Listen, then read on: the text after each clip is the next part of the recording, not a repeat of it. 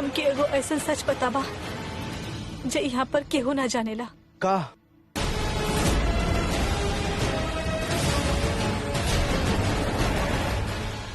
शर्लिन के अफेयर चल रहल बा।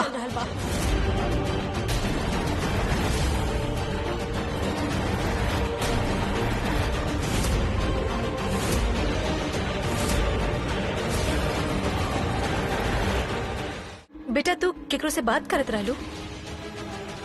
जी ना, लेकिन हम तो अभी अभी सुनत रहने कि तू केहू से कहत रहलू कि हमने के पास ज्यादा वक्त ना बा। वो तो हम सृष्टि हमरा से पहले ही कहले रहली कि शायद तू केकरो से बात करत रहलू, कोनो लड़का से या फिर अपन बॉयफ्रेंड से। देखा शर्लिन, तू बहुत ही जल्द हमार घर के बहू बने वाला बाड़ू और हम ना चाहते हैं कि हमने के बीच कोनो भी गलत फहमी होए और बनत बात बिगड़ जाए। करी नदी तो के खुद लेवे खातिर आत रहनी, लेकिन हम ही दी के रोक देनी। हम चल आईनी तो के लेवे खातिर ताकि हमने के बात करे के एगो मौका मिल जाए। बात शुरू भइल रे करण के गिरफ्तारी से और आके खत्म भइल तोहर अफेयर पे। आखिर सच का बा शर्लिन, हमके बता दा, हम नाराज ना हुई। का सच में तो के केहू और पसंद बा? का तू रिश्ता से खुश ना बाड़ू? कहीं ऐसा तो ना कि करीना दी और तोहर मम्मी तोरा पे जोर जबरदस्ती कर रहा है? बेटा अगर ऐसा कोनो बात तो हमके बता दा बेटा, हम नाराज ना होए, उल्टा हम तोहर मदद करब। सच का बा बतावा बेटा, सच का बा, हम तोहर हेल्प करब। ना आंटी, ऐसा कुछो नहीं खे। हमरा ना पता कि प्रीता हमरा से इतना नफरत काहे करेली और वो आप सबके मन में हमरा खातिर जहर घोली देली। प्रीता कुछो भी गलती ना कहले है, वो कोनो झूठ ना बोले बाड़ी। हो सकेला तोहार अफेयर केहू के साथ ना हो बेटा, और ये सब कुछ महज एगो इत्तेफाक होए, एगो गलतफहमी होए, बस और कुछ ना। तू टेंशन मत ला, सब ठीक हो जाए। शायद अब सही करल बानी। और हाँ, हम केहू से बात ना करत रहनी, हम एक्चुअली खुद से बात करत रहनी कि हमने के पास ज्यादा वक्त नहीं खे। हमार पर्स भी मिल गए और हमने के जाए के भी तो बाना। That's it. पगली कहीं की शादी के पहले ही खुद से बात करे के शुरू कर दे लू। ठीक बा, चला। जी हमार पर्स ले ला। अरे भगवान, का हो गई? तबीयत तो ठीक बाना बेटा? हाँ हमार पर्स हम लेके आवत है, संभाला। जी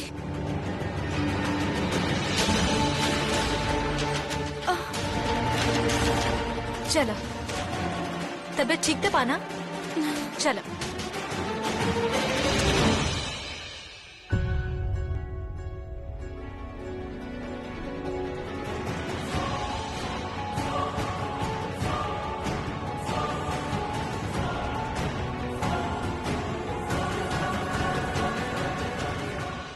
ये सब लोग तो हमरा ऐसे घूर के देख रहा बड़े जैसे हमार चोरी पकड़ल जाए वाला बा। मन तो कर रहा बा कि सारा गुस्सा इन पर इन्हें निकाल दी, बाकी का करी, हमरा तो प्लान के मुताबिक चले के पड़ी ना। बेचारी सा एगो अच्छी संस्कारी घर वाला के इज्जत करे वाली लड़की बने के नाटक करे होगी। वो लुथराज के ना कोनो भी तरह वहाँ रोक के रखा। मेक श्योर कि वो लोग घर से बाहर जल्दी ना जाए। हाँ, तब तक हमको सोचा था कि सीसीटीवी कैमरा के फुटेज के क्या करे क्या।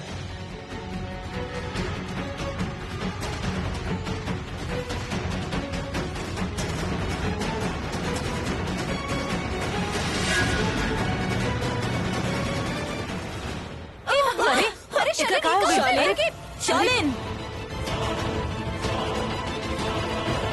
शर्लिन, आर यू ओके? बेटा आँख खोला, क्या हो गई? अब गिरीश पानी लेके आइया। शर्लिन क्या हो गई बेटा?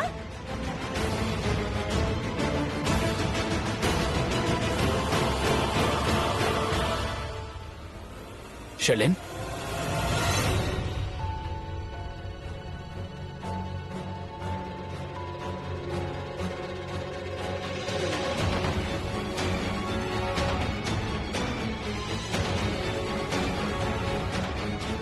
असली ड्रामे वास्ते नौटंकी बाड़ी।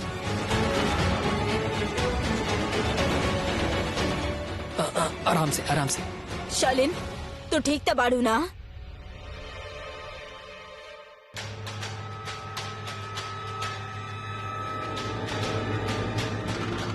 आई एम सॉरी, हमारी वजह से आप सबके इतना प्रॉब्लम हो गई।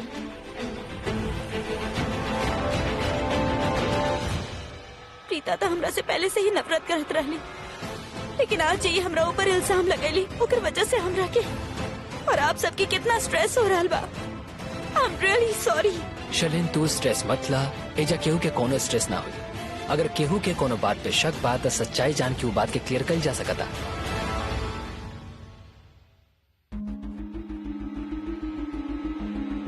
ऋषभ जी, हमको वो सपना में भी ना सोच ले रहनी कि आपके और हमारे बीच में ऐसे शक के दीवार खड़ा हो जाए।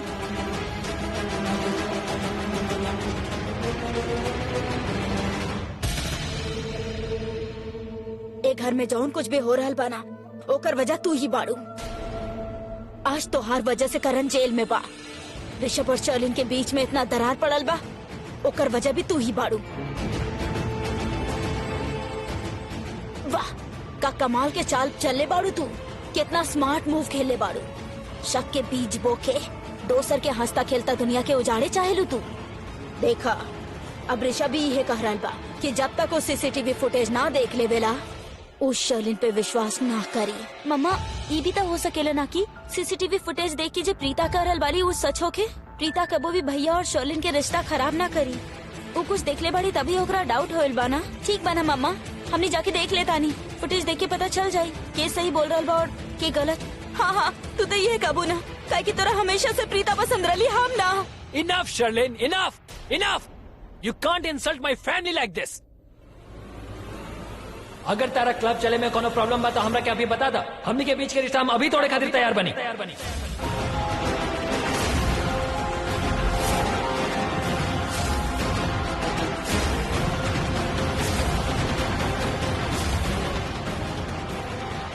ऋषभ, बहुत बड़ बात कह दिला बेटा। तो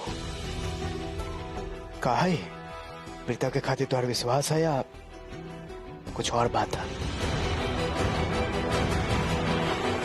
ओ नो, अब कहीं ऋषभ सबके सामने अपन दिल के बात ना बोलते हुए। महेश जी, आप कहे के का चाहते हैं? का मतलब आपके? बोला ना बेटा, ए प्रीता के खातिर तो सरेन के खातिर रिश्ता तक तोड़ सकेला। ऐसा ऐसा कहा।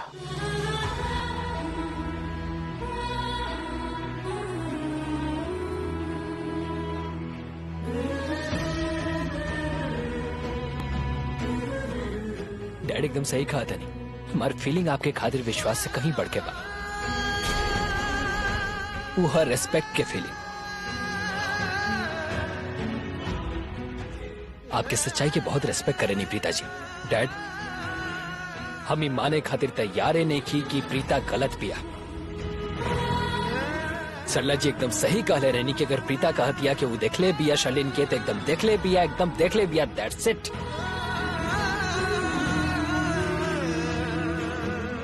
अगर गलत फहमी हो भी गई बा, हमने के क्लब जाके फुटेज चेक करता नहीं ना कि क्लियर हो जाए। इमे बार बार इंसल्ट करके का जरूरत बा?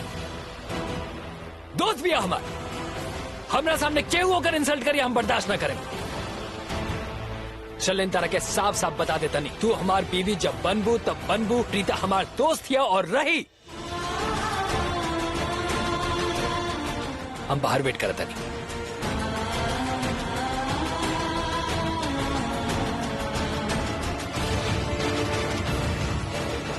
आई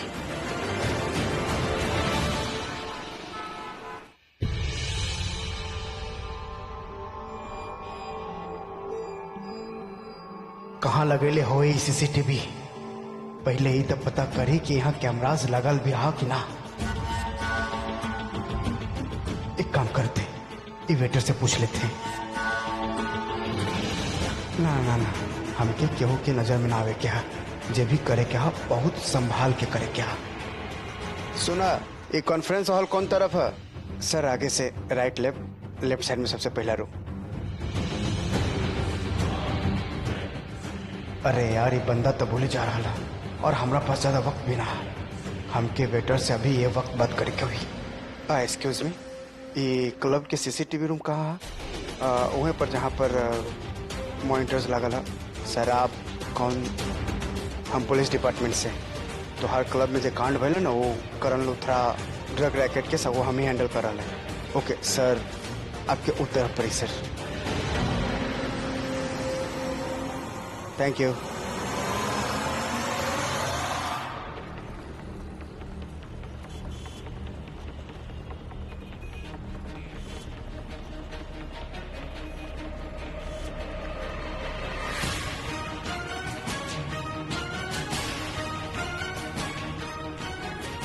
ओ गॉड, ऋषभ के एक्सप्रेशन से तो साफ साफ पता चला था कि वो चाहेला कि प्रीता के बात सही निकल जाए। ऋषभ तो चाहेला कि ओकर और हमारा रिश्ता टूट जाए। लेकिन तू हमार पुन्नू के जाने ला ना ऋषभ लूथरा, वो सब कुछ संभाल ली ही। और तू और प्रीता के सारा सपोर्टर देखिए कि हम प्रीता के कैसे खून के आंसू रुलावे नहीं। You guys wait and watch. Oh God, हम तो भूलिए गए नहीं हमरा के लोगन के और लेट करावे के रहे। का करी? ओ हाँ, गाड़ी रोकी, हमरा की उल्टी आ रहल बा। ऋषभ गाड़ी रोको बेटा।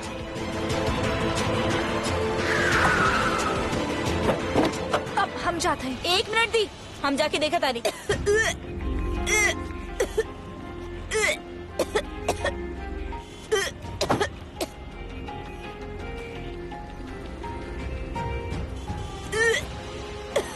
अरे कितना एक्टिंग करबू यार।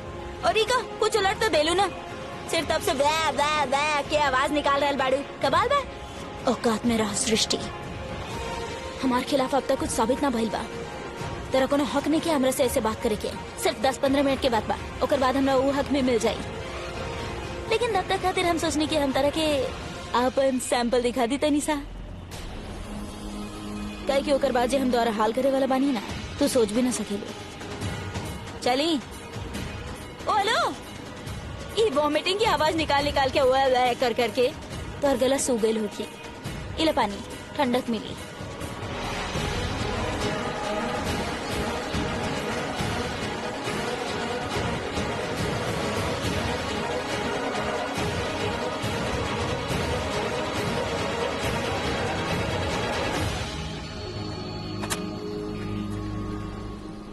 शलिन, तू ठीक बाड़ू? हाँ हम ठीक बानी, हम ठीक कर दिले बानी। हमार मतलब हम और भी ठीक कर सके नहीं, लेकिन हमने के लेट हो रहा बना। Rishabh ji please let's not waste time.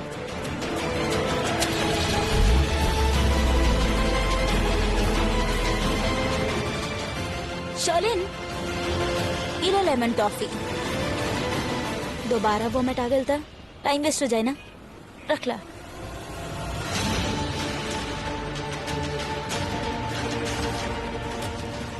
O God, का सरदर्द बड़े लोग। अब हम इनका ज्यादा टॉलरेट ना कर सके नहीं। होप हमारे पुन्नू के फुटेज मिल गए होगे।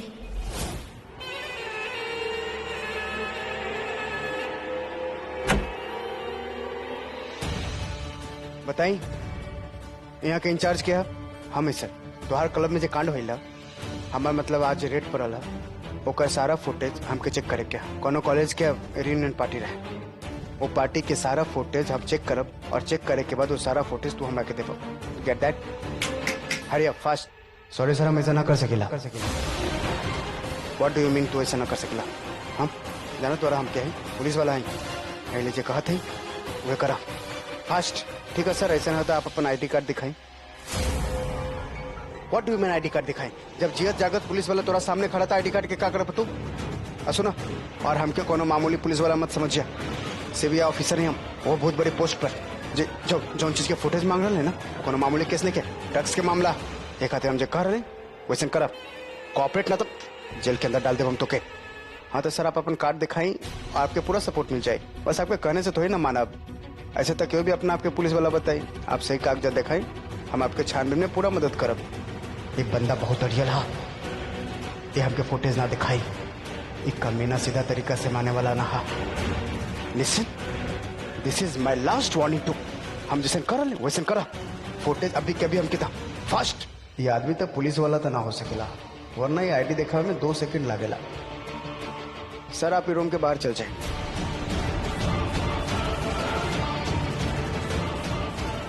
अरे क्या कर रहे आप?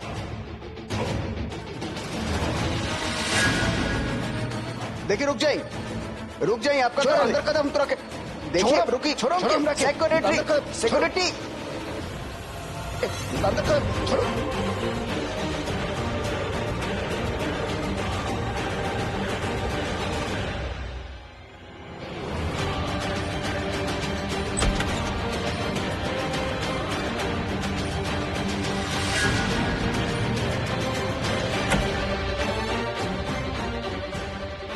दरवाजा खोलो।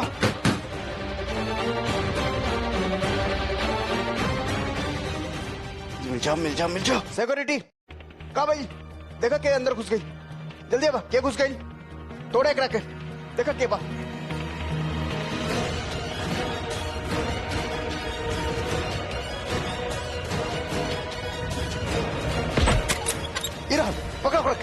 पकड़ा क्या कर रहे हैं आप यहाँ पर? पकड़ कर जल्दी कर। अरे छोड़ो हम रखे छोड़ो। अरे पकड़े के रखो जाए ना दियो पकड़ा। अरे छोड़ो हम रखे अरे पकड़ा।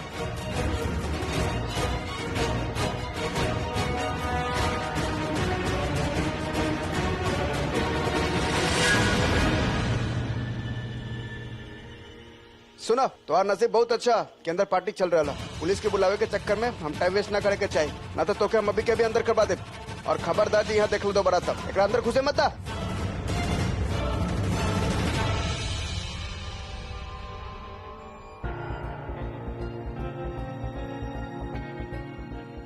हम अभी आई डैड। मैनेजर कहाँ बाड़न? ऊपर? डैड मैनेजर एजा नहीं खाना ऊपर बाढ़ना। ऊपर हम देख क्या होता नहीं। हाँ, बस अब जल्दी चेक कर। Excuse me. दी हम अभी आवता नहीं 1 मिनट में।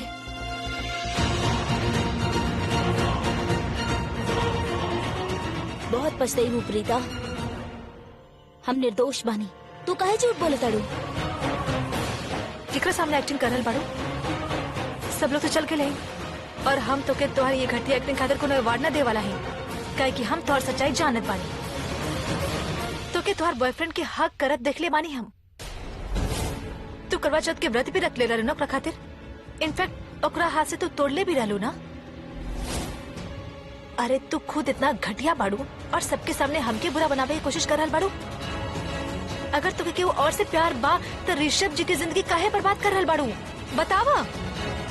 तू अपन गलती तक एक्सेप्ट करबू ना, लेकिन हम और करण तोहार सच्चाई अच्छा से जानत है। हम दिल से चाहते हैं कि तोहार असली घटिया चेहरा लूथरा फैमिली के सामने आ जाए, लेकिन तोहार खिलाफ कोनो सबूत हाथ न ला कर। अच्छा बाकी महेश अंकल आज हमके कहलन कि अगर हम चुप रही तब करण के नुकसान पहुंच सकेला, और हम तोहार सच्चाई सबके सामने बोल देंगे। अब बस कुछ ही समय में तोहार सारा कच्चा चिट्ठा सबके सामने खुल जाए शर्लिन। हम तोहार खिलाफ सबूत नहीं इकट्ठा कर रहे हैं, लेकिन यहाँ पे जो सीसीटीवी कैमरास लागल बा तो के तोहार बॉयफ्रेंड के साथ अच्छा से कैप्चर कर बा। बस अब कुछ ही सेकंड में तोहार सारा पर्दा फाश होके वाला बा। Time is up. वो मैनेजर कहा था कि ओकरा लगे परमिशन है नहीं के फुटेज दिखावे के, तो हमने के वो मॉनिटर इंचार्ज से बात करे के हुई। ओके अंकल के कोनो फोन आयल रहे तो अटेंड करे गए बाड़े। हमने के एने चल के हाँ चल हाँ आई। चलो लेट्स बेटा।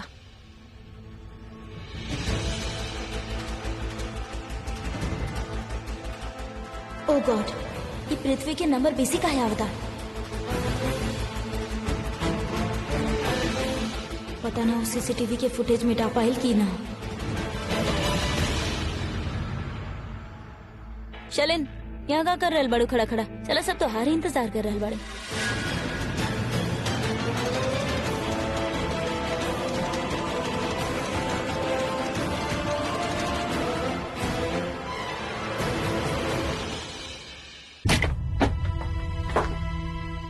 हाय, हमार नाम ऋषभ लूथरा है। करण लूथरा जौन की ड्रग के केस में अरेस्ट पहले बा ना, हम ओकर बड़ा भाई हैं। एक्चुअली हम सबके पूरा यकीन बाकी ओकरा के जानबूझ के फंसाइल गइल बा। ओकर जेब में न केहू ड्रग डाल देले रहला, तो ऐसा कुछ बा ना। हमने के बस वो फुटेज चाहिए, सीसीटीवी फुटेज हाँ, चाहिए। प्लीज आप हमके फुटेज दिखा दे। शलिन, आपन पसीना पोछ ला। तोहर चेहरा पे तो हर डर साफ दिखाई दे रहल बा। गर रुमाल लेके तो दे दी ना। देखिए मिस्टर लुथरा, हम समझ सकीला फुटेज मांगे के आपकी वजह सही है, लेकिन इस तरह से हर केहू के फुटेज दिखावल हमारे क्लब के रूल्स के खिलाफ है। सॉरी, हम आपकी मदद ना कर सकीला। सर प्लीज ऐसे मत कहे सर, कोनो बेकसूर की जिंदगी के सवाल बा। सर वो कुछ भी ना करे रहे और ओकरा पकड़ लिहल गइल बा झूठा इल्जाम में। आप चाहिए था सिर्फ हमके एक बार फुटेज प्ले करके दिखा दी। हमके कॉपी वॉपी कुछ भी ना चाहिए। हम एक बार देखते ली कि आखिर भइल का रहे। सर हमार सच्चाई पे सवाल उठ रहा बा सर, प्लीज। I am sorry. आपकी मैनेजमेंट से हम बात कर लें, कुछ प्रॉब्लम ना हुई, आपके जॉब की कोई प्रॉब्लम ना हुई। आपसे बस एक बार रिक्वेस्ट करते नहीं, रिक्वेस्ट करते नहीं कि दिखा दी, प्लीज मान जाइए। सर प्लीज एक बार दिखा दी सीसीटीवी सर। फुटेज बहुत इंपॉर्टेंट बात, प्लीज प्लीज दिखा दी। हमने के खातिर बहुत ही मायना रखेला सर, प्लीज। देखिए, आई एम सॉरी। एक्सक्यूज मी, आपके घर में माँ बहन बेटियां तो होगी ना? हाँ सृष्टि, एक मिनट। आप तो अच्छा तरीके से समझत हो खब कि एगो औरत खातिर ओकर सच्चाई ओकर ईमानदारी कितना मायना रखेला। ऐसे हम आपसे रिक्वेस्ट कर रहल बानी कि प्लीज फुटेज दिखा दी, प्लीज। आई एम सॉरी, हम ना कर सकेला, प्लीज। हम कहा ना था कर नहीं आपके सकेला, कोनो प्लीज। दिक्कत ना हुई। ऋषभ कब है? डैड ये लोग के कोनो रूल और रेगुलेशन बात जेकरा वजह से लोग फुटेज नहीं दिखा पावत। एगो रिक्वेस्ट करत नहीं, लेकिन रिलैक्स। देखे हम पूरा फुटेज देखब, टेंशन ना ला।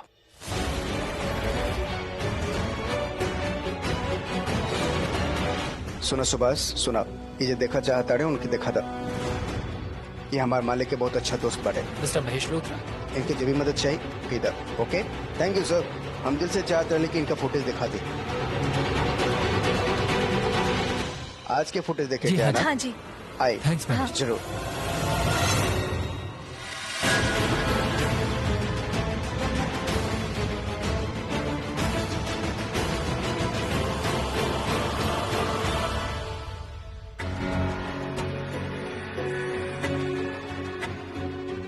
कुछ ऐसन वैसन सोचिए भी मत। हम तरह की यहाँ से भागे ना दे। चलो आगे। चलो।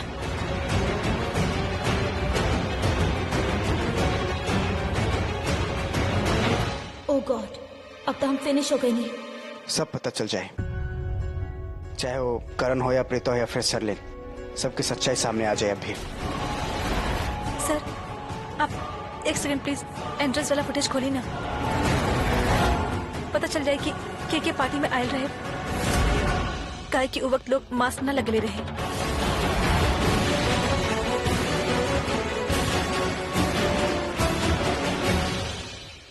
वो फुटेज हमको दिखाई न दे रहा है। एक मिनट, हम चेक करत है। ओह गॉड, प्लीज लास्ट टाइम बचा ला। आई प्रॉमिस एकर बाद कोनो बुरा काम ना करब, प्लीज।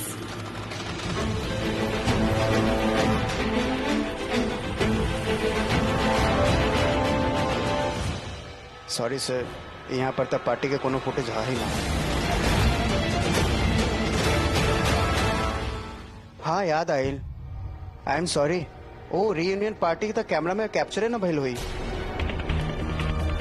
काहे कि सीसीटीवी रूम में ना क्लब के पूरा लेफ्ट साइड में ही पावर ना रहे, यहाँ के सारा कैमरास डाउन रहे। कब बात करते नहीं आप?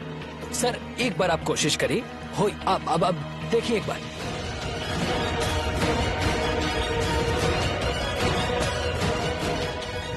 आई एम रियली सॉरी, हम आपकी कोनो मदद ना कर सकले।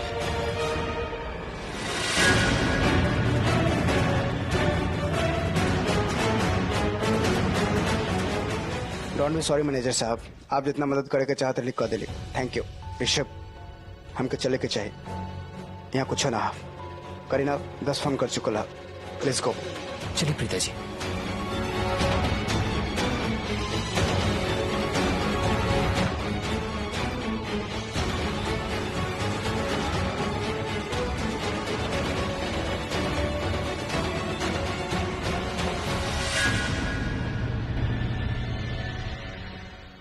समीर, ऋषभ के फोन लगा बा, पूछा हा कहाँ, कितना देर हो गई बा। हमनी के फोन करके बता तो देवे के चाहत रहे। जी अरे पूछो सीसीटीवी फुटेज मिलल की ना। जी बुआ।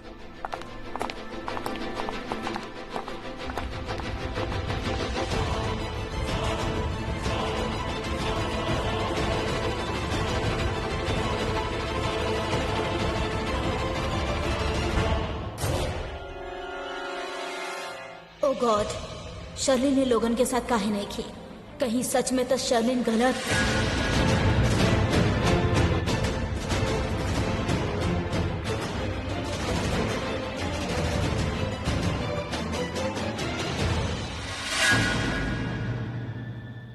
बेटा, सीसीटीवी में कोनो सबूत मिलल? हमार मतलब बा केहू आदमी के तू देखला जे ओकर जेब में ड्रग डाले रहे? ऋषभ, हम तरह से एगो बात पूछे चाहता नहीं, प्लीज सच कहिया। काहे कि जौन भी तू कहबा वो बात पे हमरा विश्वास होगी। का शर्लिन तरह कोनो गैर आदमी के साथ दिखली जैसन इल्जाम प्रीता ऊपर लगा रहल बाड़ी?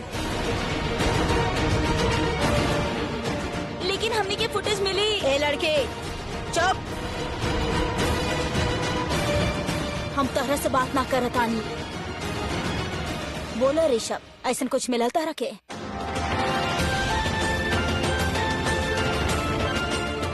हमने के फुटेज देखिए ना पहले, क्या कि जेबरा ये सब कुछ होत रहे, ओबरा सीसीटीवी काम ना करत रहे, पावर कट के प्रॉब्लम रहे। हम जानत रहनी कि शर्लिन निर्दोष बाड़ी। पता ना काहे मतलबी मिडिल क्लास लड़की बिना बात के शर्लिन पे कीचड़ उछालत रहली। बहुत बुरा लग रहा लोगी ना तारा के कि तो हर चाल नाकामयाब हो गई और ये रिश्ता टूटल ना। हम तो पहला दिन से ही समझ गए रही कि लड़की चाहत ना रहली कि ऋषभ और शर्लिन के रिश्ता होके। ऐसे तो इतना घटिया चाल चलत रहली। अरे जे शादी हमनी के घर के इतना खुशी देवे वाला रहे, वो लड़की चाहत ना रहली कि शादी होके। ऐसे तो इतना बड़ा नौटंकी खेले बाड़ी। करीना जी, आप ये सब यही खातिर कह रहे हैं काहे कि सीसीटीवी फुटेज मिलल ही ना और शर्लिन की सच्चाई प्रूफ ना हो पाई। अगर हम सब वो फुटेज देखले हुई तो आज आप ई ना कहती। तो एकर इल्जाम भी तू शर्लिन पर ही लगेबू? इतना बढ़िया प्लानिंग करेला तो हर दिमाग तो कहा था ना कि शर्लिन ही मैनेजमेंट से कहले होगी कि वो सीसीटीवी फुटेज ना दिखावे। लेकिन आंटी, ये तो इम्पॉसिबल बा। हम जाना तानी कि केहू भी सीसीटीवी फुटेज इतना आसानी से ना दिखावेला जब तक पुलिस डिमांड ना करे। हम ऐसा इसलिए कहनी कहे कि प्रीता और सृष्टि जैसन लड़कियन के पास कुछ करे के तो फिलहाल बाना, तो ऐसे नहीं कहते। कहे कि ऐसा लड़कियां कबो होटल या क्लब तक कबो जाली ना कि उनका वहाँ के रूल्स और रेगुलेशन के पता चले। काहे लग गई ना जुबान पे ताला?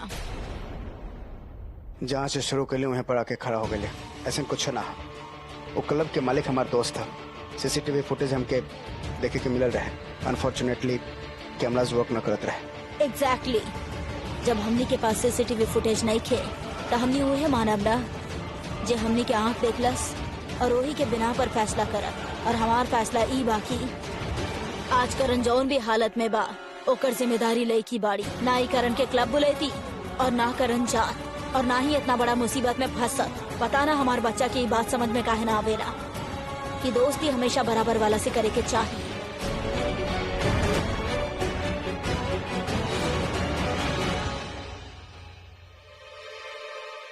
कॉल अर्जेंटली, कोनो बहाना बना था सबसे। 2 मिनट में वापस आई, फिर कह के पॉश एरिया में आ जा। ओ गॉड, हमरा ये सब फटाफट करे के होगी। पता नहीं ऐसा कहाँ अर्जेंसी बा। एक्सक्यूज मी, हम 2 मिनट में आवता नहीं।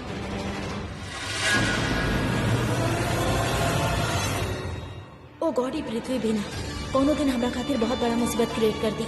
इतना अच्छा ड्रामा चल रहा है। चलो फैमिली हमनी के लेवल के नहीं खे, ई बात तो समझ में आवेला। बाकी एक बात समझ में ना आ रहल कि लड़की आखिर डॉक्टर बनल कैसे? काहे कि डॉक्टर बने खातिर तो दिमाग के जरूरत होखेला ना, और ये लड़की के पास तो करीना बुआ, यू कांट। ऋषभ, करीना तोरा से बड़ा बाड़ी और तोहार बुआ बाड़ी, राइट? और प्रीता, हमके पता बा तोहार इरादा गलत ना बा और हम इहो जानत बानी कि तू करण के जेल में नहीं के देवे के चाहेलू। लेकिन प्रीता, अब हमके लागेला कि तू ना चाहेलू कि शर्लिन घर के बहू बने। पता ना काहे।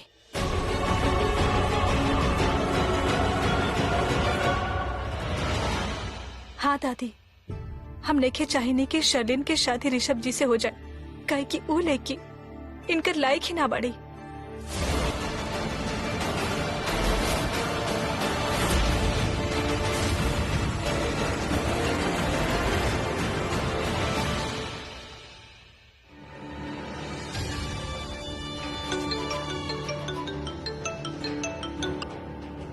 Yes baby. हाँ बोला, हम बाहर आ गए बानी, पर जे अंदर भीतर के डाटे के सीन चल रहल बा ना, वो मिस कर रहल बानी, but it's okay. I am so proud of you, you manage it so well. Of course I good manager because I am the best. तो हर पृथ्वी बेबी इम्पॉसिबल के पॉसिबल करके दिखा दिलस। तो के पता बेबी, हमार पहली कोशिश नाकामयाब रहा, लेकिन वहाँ के सेक्रेटरी ना हमके धक्का मार के बाहर निकाल दिलस। लेकिन वो टाइम पे हम कोनो रिएक्ट न कैली, काहे कि हम न चाहते कि हम केहू के नजर में आए। हम अपन शातिर दिमाग दौड़ेली और वहाँ के 2 रुपीस के सिक्योरिटी के आंख में धूल झोंक के सारा फुटेज हासिल कर लेली। बेबी पार्टी के सारा फुटेज तो हर पृथ्वी के पास था। वो फुटेज के हमरा अलावा और कोई यूज न कर सकेला। यस पर ये सब तो कैला कैसे? आई मीन वो सीसीटीवी वाला लड़का भी हमने के मना कर देलस कि हमने के दिखा ना सकेला। मनीष अंकल क्लब के मालिक से भी बात कैली, तो ये सब कैला कैसे? मुश्किल हुई हमारे दुश्मन खातिर, तो हर पृथ्वी के लागी ना। बेबी देखा, हम जाना थे कि तोके बहुत क्यूरियोसिटी हो रहा है कि हम सब कैसे कर ले। हाँ। अरे तू टेंशन न ला, हम तोके सब कुछ डिटेल में बताई। लेकिन फिलहाल तू फौरन अंदर जा और एक्टिंग शुरू करना। शो ऑफ कर कि तू बहुत इनोसेंट हो, बेचारी हो, तू कुछ गलत ना खेलो। और प्रीता के बच्चे की इतना नीचे गिरावा कि वो केहू से नजर मिलावे के लायक न रहे। हाँ, और ये सब होने के बाद तू फौरन अपना घर पहुंचा। हम भी वहाँ पहुंच रहा है। ओके लव, बाय। हाँ, हमार पेट न भरा बेबी, हम तोरा और खुश देखे के चाहते हैं, और हम चाहते कि तू जितना ज्यादा प्रीता की इंसल्ट कर तो कि उतना ज्यादा खुशी मिले, राइट? यस। तो कि ओकरा इंसल्ट करे खातिर ना सबूत पेश करे के होई। कैसन? हम समझनी ना। समझावत है बेबी, जब तू लोग क्लब गेल रहलू ना, तब तोरा लोगन के पीछे हम लुथरा हाउस पहुंचल रहे। वहाँ के पोर्च एरिया में हम तोरा खातिर को बॉक्स छोड़ ले। तनी देखा तोरा आसपास ही हुई। बॉक्स कहाँ? हाँ, दिख गई। हाँ तो बेबी जल्दी से खोलो करा और फटाफट अंदर जाके अपन एक्टिंग शुरू करता। हाँ, all the best. Okay bye. By.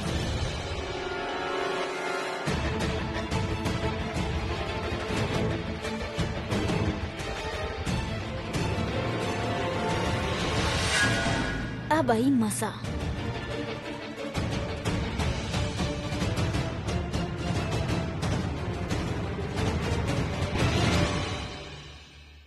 हम बिल्कुल ना चाहते हैं कि शर्लिन के ऋषभ जी से शादी हो जाए, काहे कि वो लड़की इलायक ही ना बढ़ी।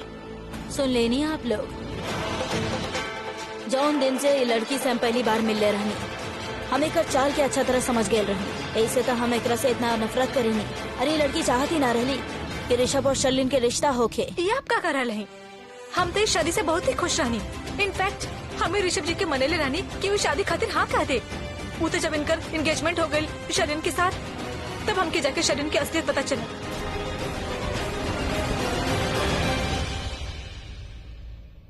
प्रीता, तू ऐसे कैसे बदल सकेलू?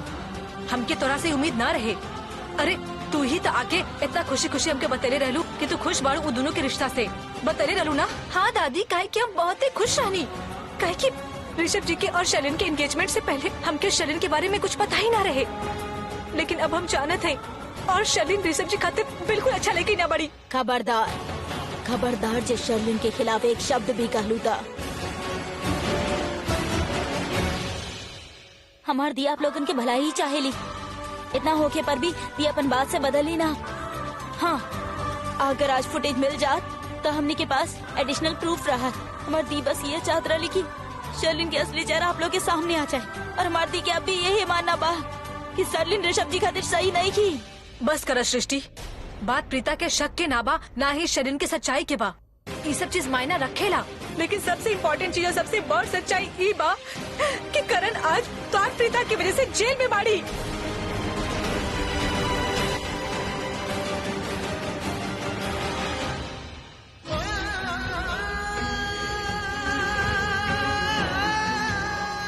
अभी तक ले जॉन कुछ भी साबित भइल बा, और जॉन कुछ भी साबित नहीं खे हो पाई। उस सब में से एक बात हम जाना तनी, प्रीता जी के कोनो गलती नहीं खे, वो गलत हो ये नहीं खे सकत। उनकरा में एगो सच्चाई बात जो हम देखले बानी। ऐसे हम आप सबसे रिक्वेस्ट करे तनी, हम जाना तनी कि आप लोग गुस्सा में बानी, नाराज बानी, लेकिन आप लोग अपन गुस्सा और नाराजगी के गुब्बार प्रीता पे मत निकाली प्लीज। हम ओकरा के पुलिस स्टेशन में देख ले बानी, वो के तरीका से इंस्पेक्टर से लड़त रहे करण के खातिर।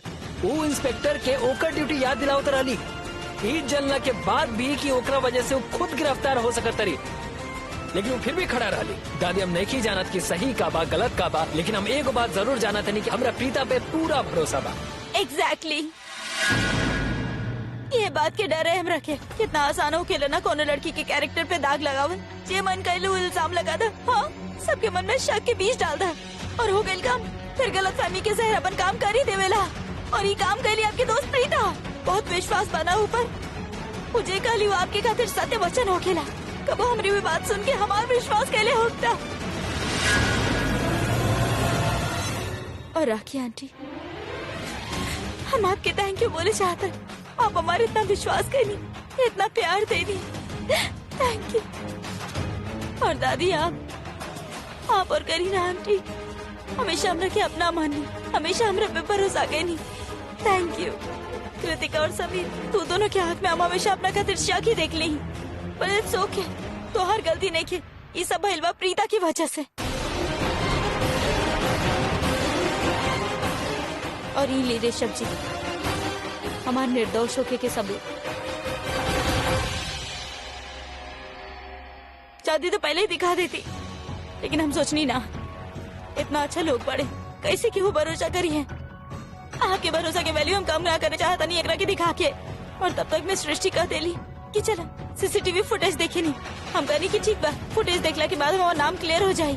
जब वो रास्ता भी ना बचल तो हम जाके ये ले नहीं अपन कार से देखी।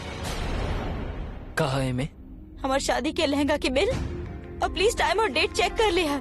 और हमें बाकी वो सारा बिल बा जो कृतिका के लिए हम ड्रेस ले रहनी, और पार्किंग के टिकट भी बा, और हमें टाइम भी वो है बा। जे में दावा कल जा रहा बाकी हम क्लब में रहनी। अगर आप पे हमरा पे भरोसा नहीं किया तो कम से कम ही बिल्स पे तो भरोसा करी।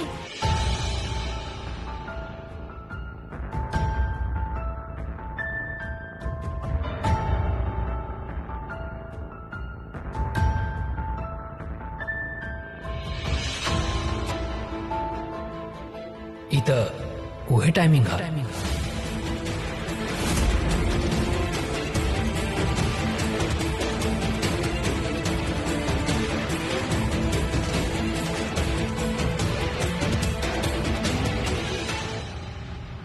देख लेला, अच्छा तरह से देखा। अब हम तो हर मुंह से सुने चाहता नहीं। काई बिल्स में वही वक्त बा जौन वक्त पुलिस के रेट लगल रहे यहाँ पर। वक्त लगभग ये रे, लेकिन हम अपन थोड़ा तो ट्रस्ट कैले रह तू हमरा पे। हम तो वो सपना में भी ना सोचनी कि आप हमरा पे शक करा, हमार का वो भरोसा ना करा। हम जितना इज्जत आपके करेनी, जितना भरोसा आप पे करेनी, हम सोचनी आप उतना ही भरोसा हमरा पे करा, लेकिन हम गलत रहनी। I can't take it. शालीन रुका, शालीन प्लीज वेट। भाभी, ये लड़की के कहीं यहाँ से चल जाए। प्रीता बेटा, तू यहाँ से चल जा। एगो गलती भइल बा ओकरा से ना ऋषभ जी, हमरा से कोनो गलती ना भइल बा। हम अपन आँख से शर्लिन के वहाँ दिखले रहली। बस प्रीता चुप हो जा। बात शर्लिन के सही होके के या गलत होवे के ना बा। बात तो ई बा कि करण जेल में बा, और ओकर वजह तू बाड़ू, सिर्फ तू। दादी बस, सब लोग चुप हो जा। लोग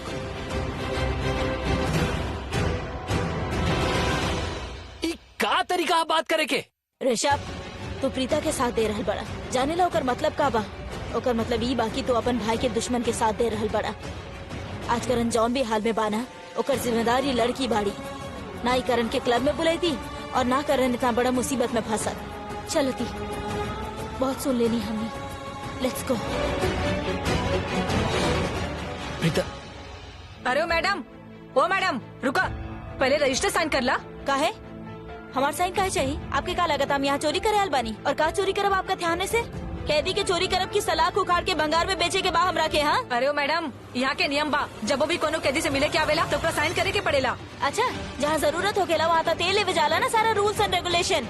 वो सीसीटीवी वाला इंचार्ज वो कहत रहे कि लेफ्ट विंग में लाइट न रहे, ऐसे हमने के फुटेज देखे के ना मिलल। ओकरा के भी रखे के चाहत रहे ना आप लोग के जैसे रजिस्टर की क्लब में के एंट्री करता के एंट्री ना करता के आयल का या ना आयल का ना केला बोला। ठीक बा, सॉरी, आप जाए। ओ हम एक्चुअली ना, हम इनका से सॉरी क्या बोली। अभी तक करण सर के बंद रख ले पड़े ये लोग। Very bad. जाई पहले ओकर साइन लेके आई। जेकबो ही पुलिस स्टेशन में एंट्री ना केले होके। कहाँ बोल के गई? सर जी इला कुतुब मीनार भी आ गई।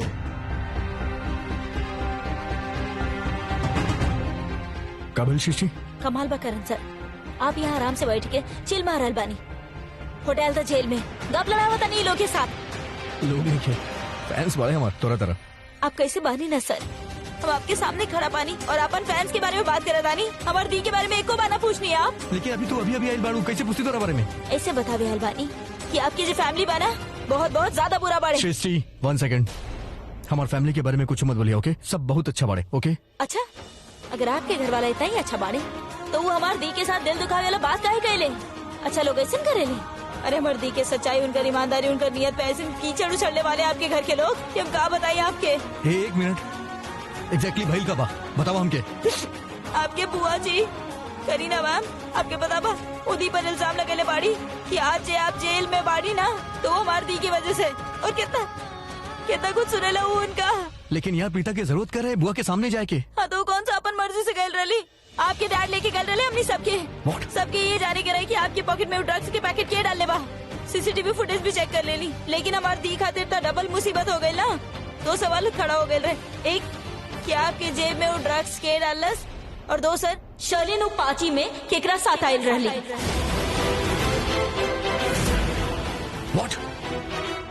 तू जाने लो शर्लिन के बारे में? हम का सबके पता चल गए बा सर।